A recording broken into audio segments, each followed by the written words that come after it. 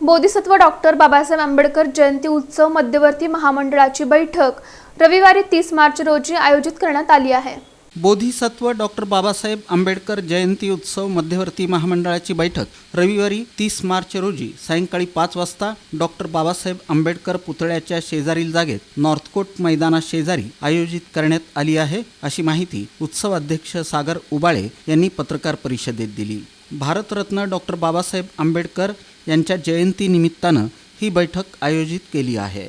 या बैठकीत नूतन पदाधिकाऱ्यांची निवड करण्यात येणार आहे। आतापर्यंत सुमारे 80 मंडळांना बैठकीचं सर्क्युलर देण्यात आलं आहे। एकूण 280 मंडळांना निमंत्रित करण्यात येत आहे।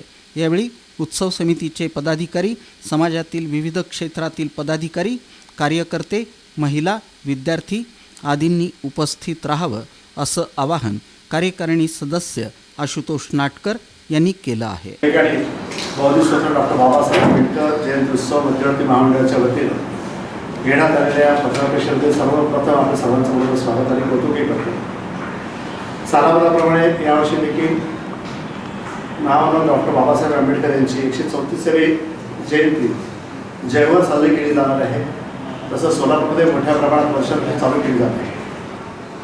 बैठकीचं कारण एवढं आहे की बोधिसत्व डॉक्टर बाबासाहेब आंबेडकर जयंती उत्सव मध्यवर्ती महामंडळाच्या वतीनं दिनांक 30 रोजी डॉक्टर बाबासाहेब आंबेडकर यांच्या पुतळ्याच्या पाठीमागे नाथकोट प्रशाला येथे जे मध्यवर्तीची पूर्वनियोजितीसाठी जे बैठक आयोजित करण्यात आलेली आहे, त्या बैठकीच्या संदर्भात त्या ठिकाणी पत्रकार परिषद आयोजित केली।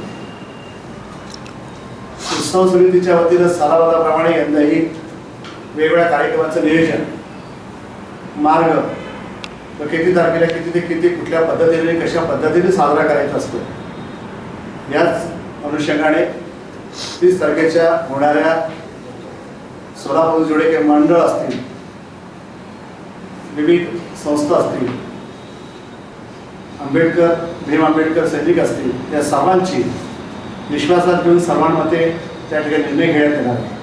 मिरवणूक कधी काढली जाणार आहे, किती असा कुठला रूट आहे, त्याच बैठकीमध्ये निश्चित करण्यात येण्यासाठी सोलापूर जिल्ह्यातील संपूर्ण मंडळाला पत्र पाठवलेले आहे। खुलं आव्हान आम्ही या पत्रकार परिषदेच्या माध्यमातून करणार आहोत की त्या ठिकाणी 30 तारखेला संध्याकाळी 6 वाजता सर्वांच्या उपस्थितीमध्ये योग्य निर्णय तिथे घेतला जाईल, म्हणून त्याचं नियोजन आम्ही करतो। या पत्रकार परिषदेला रवी मॅत्रल्लू, मिलिंद प्रक्षाळे, विलास सर्वदे, चंद्रकांत सोनवणे, दीपक गवळी, लखन भंडारे आदी उपस्थित होते।